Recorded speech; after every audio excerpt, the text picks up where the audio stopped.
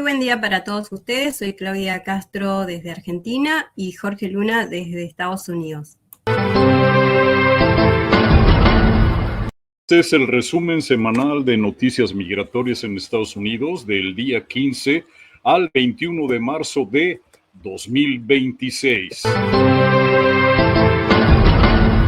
Liberan a periodista Stephanie Rodríguez tras detención de ICE en el estado de Tennessee. La periodista latina Stephanie Rodríguez fue liberada esta semana por ICE luego de permanecer más de 2 semanas bajo custodia en un caso que generó preocupación internacional por la libertad de prensa.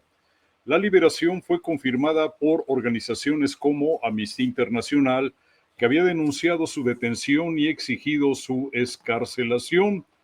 Rodríguez fue detenida el pasado 4 de marzo en Nashville, estado de Tennessee, durante un operativo de ICE, pese a contar con un proceso de asilo en curso y autorización de trabajo vigente en Estados Unidos. De acuerdo con el Comité para la Protección de Periodistas, la periodista fue arrestada sin orden judicial y su detención podría estar relacionada con su cobertura sobre operativos migratorios de dicha agencia, lo que ha sido interpretado por su defensa como una posible represalia. Un escrito legal presentado por el Comité de Reporteros para la Libertad de Prensa argumentó que detener a periodistas no ciudadanos viola la primera enmienda de la Constitución estadounidense al suprimir la información de interés público, especialmente cuando la cobertura resulta incómoda para el gobierno. Un juez de migración había ordenado previamente su liberación bajo una fianza de $10,000, aunque dicha medida se retrasó por procedimientos legales y apelaciones del gobierno.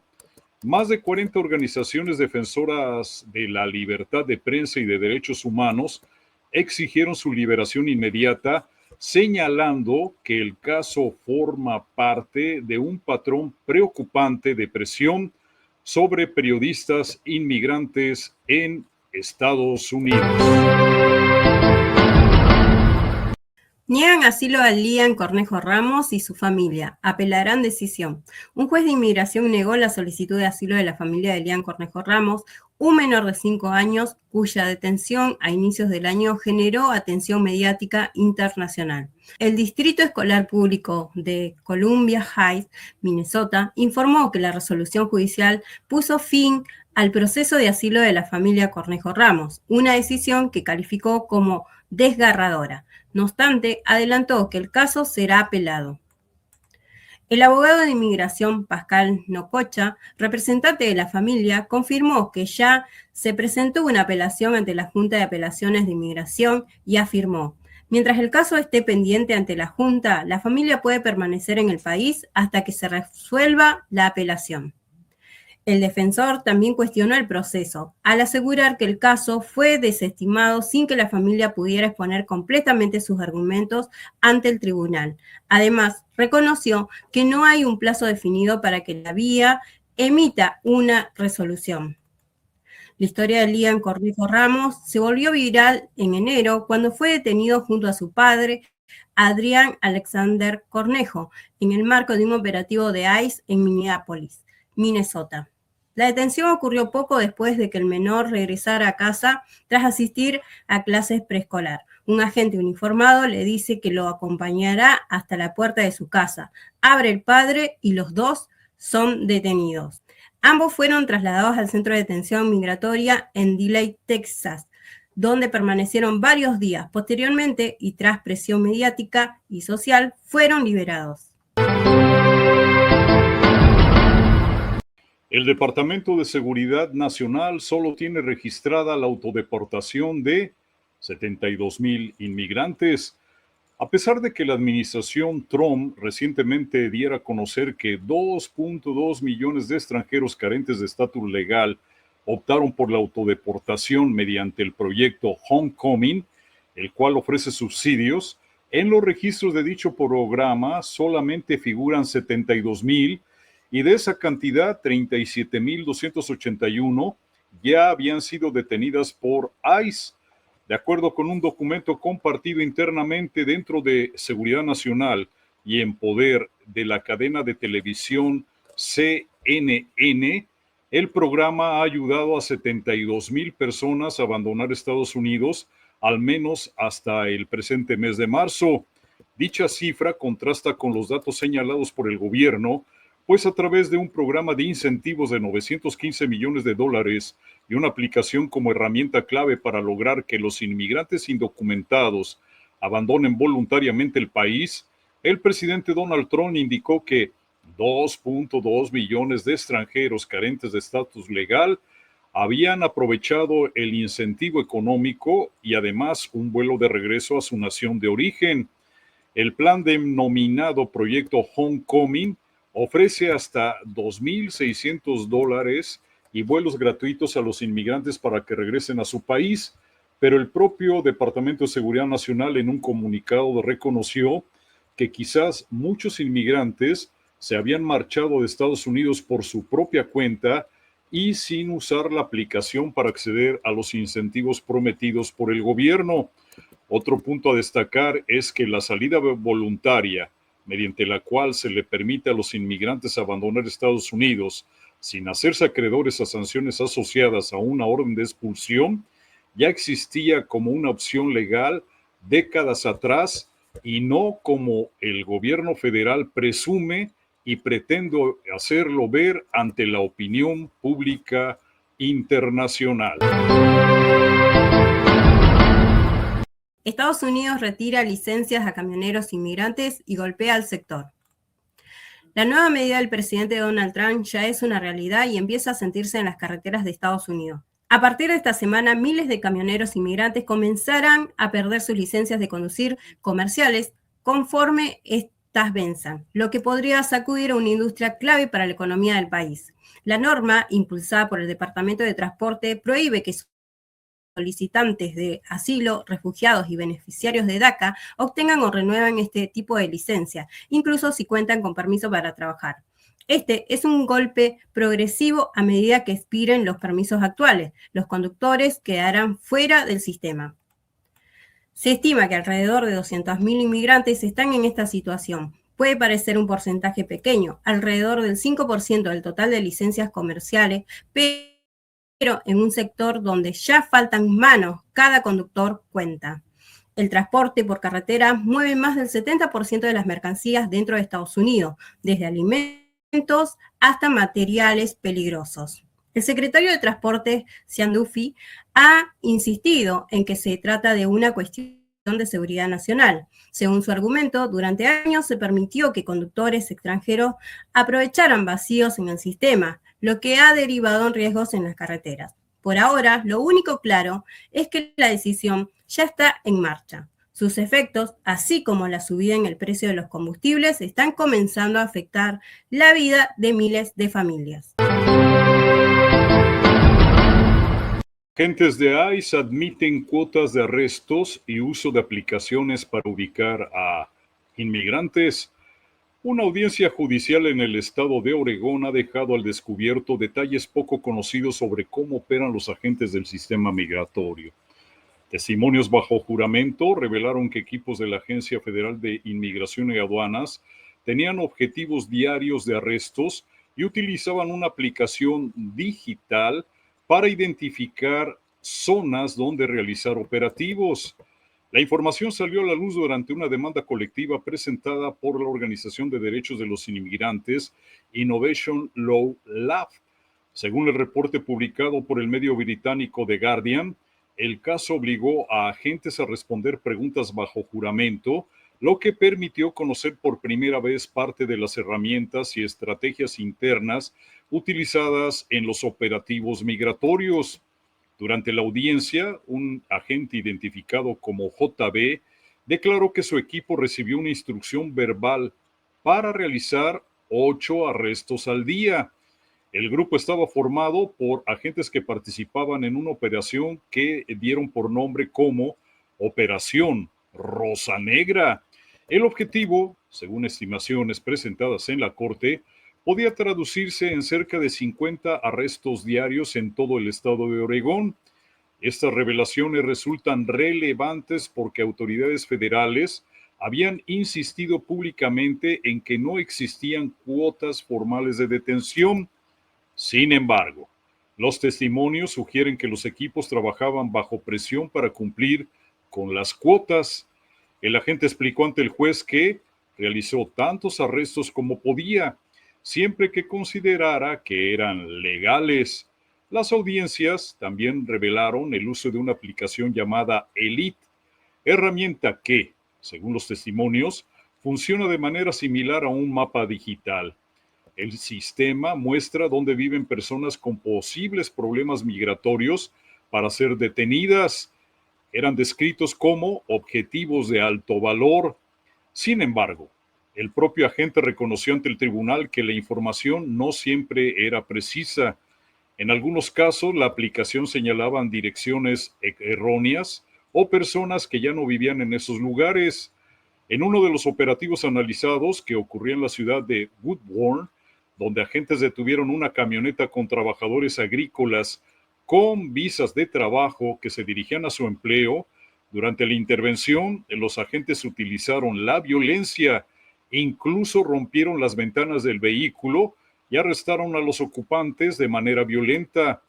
El juez federal Mustafa Kasabi criticó duramente las tácticas utilizadas, señalando que la decisión parecía basarse más en la presencia de trabajadores agrícolas en la zona que en pruebas concretas y verdaderas. Para abogados de derechos civiles, el caso revela cómo las metas de arresto y el uso de herramientas de vigilancia pueden derivar en detenciones cuestionables o incluso inconstitucionales. Mientras el litigio continúa, el proceso judicial está ofreciendo una mirada poco común a la forma en que se planifican y ejecutan muchas de las redadas migratorias. Política de Trump pondría en riesgo a 130.000 niños con deportación o separación familiar en Haití. La insistencia de Donald Trump de eliminar el estatus de protección temporal TPS para Haití podría derivar en una crisis humanitaria que afecte directamente a unos 130.000 niños, quienes enfrentarían la disyuntiva de regresar a un país marcado por la violencia o separarse de sus familias. Organizaciones civiles y expertos internacionales advirtieron que, si la Corte Suprema avala la eliminación del programa, alrededor de 80.000 menores con TPS serían enviados a Haití, mientras que otros 50.000 niños nacidos en Estados Unidos podrían quedar separados de al menos uno de sus padres. La directora de la Coalición de Inmigración de Florida, FLIC, Tessa Petit, alertó sobre el dilema extremo que enfrentan las familias. Tendría que tomar la difícil decisión de abandonar a sus hijos o llevárselos a la muerte. Datos recientes señalan que el país vive un colapso institucional con miles de asesinatos anuales, desplazamiento masivo y ausencia de elecciones, mientras amplias zonas están controladas por grupos armados. Además, más de 1 millón de personas han sido desplazados por la violencia, de acuerdo a la agencia de noticias Reuters.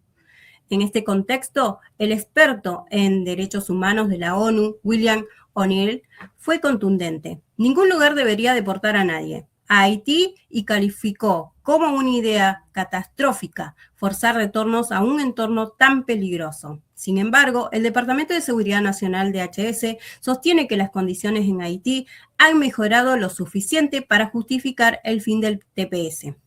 Bajo este argumento, la administración de Trump ha impulsado la cancelación del programa que protege a cientos de miles de haitianos desde el terremoto del 2010. Tribunales federales han bloqueado temporalmente la eliminación del TPS al considerar que ignora la crisis humanitaria y podría causar daños irreparables a miles de familias.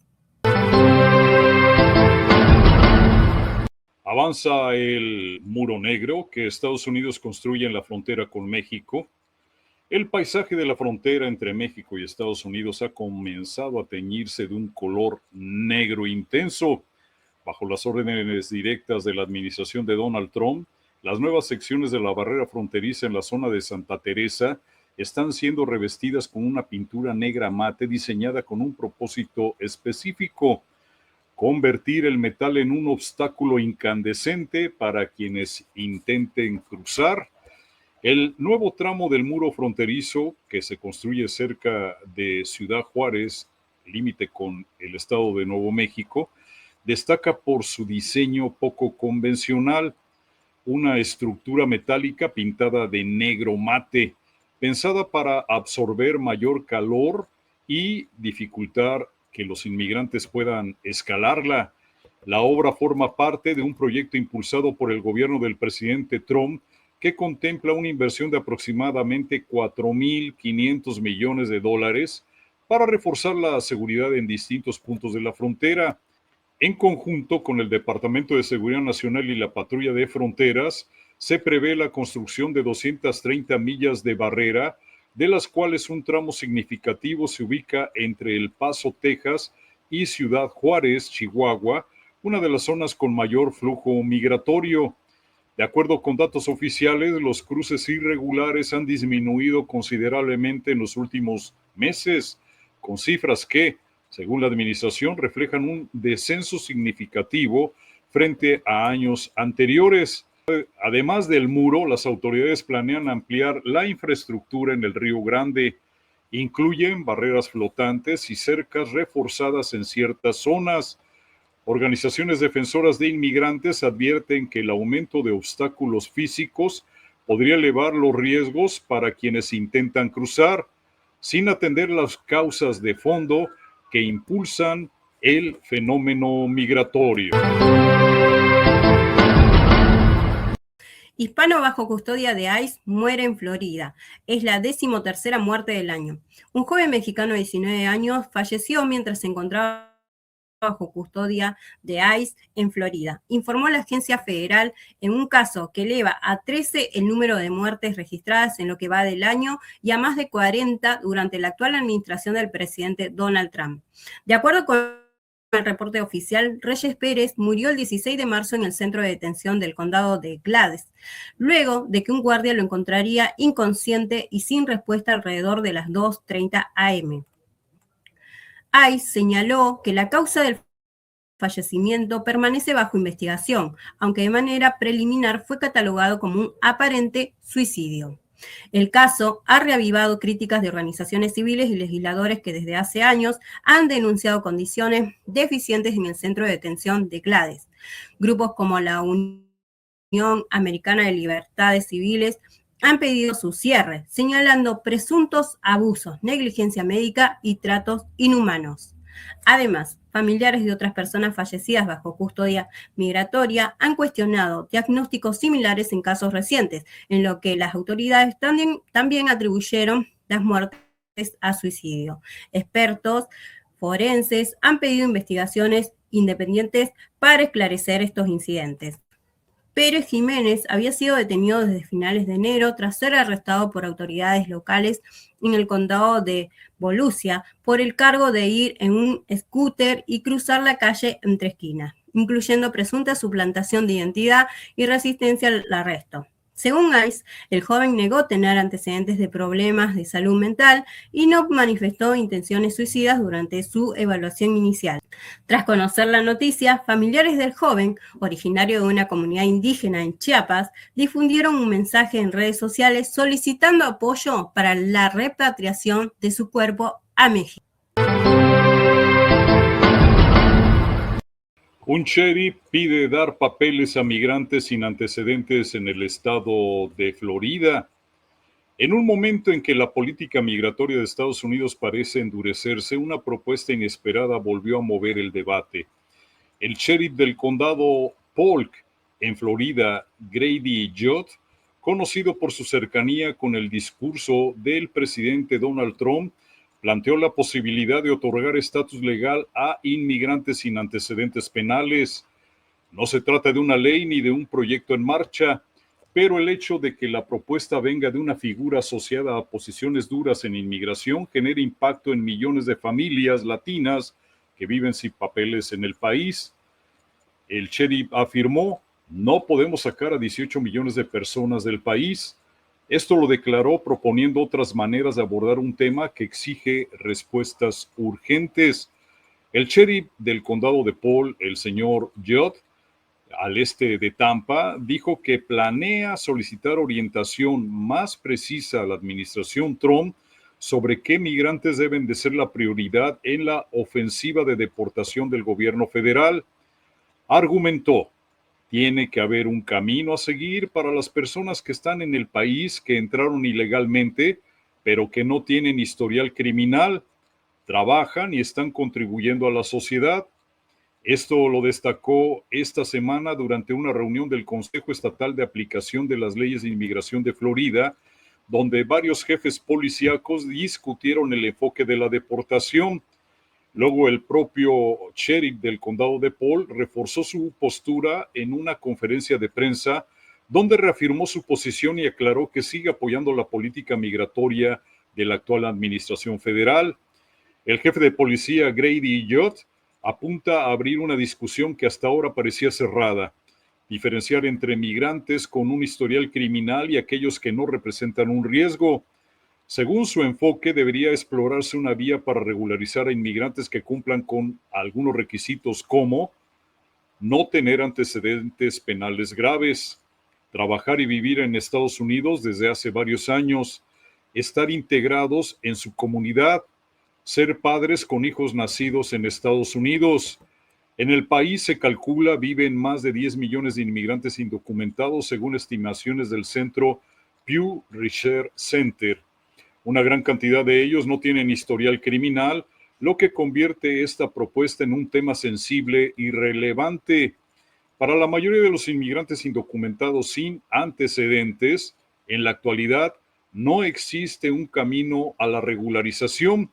Lo importante es que vuelve a instalarse en el debate una idea que parecía descartada, y lo hace desde un lugar inesperado. En política migratoria, este tipo de movimientos o propuestas suelen anticipar discusiones más amplias. Este fue el resumen semanal de noticias migratorias en Estados Unidos del 15 al 21 de marzo del 2026.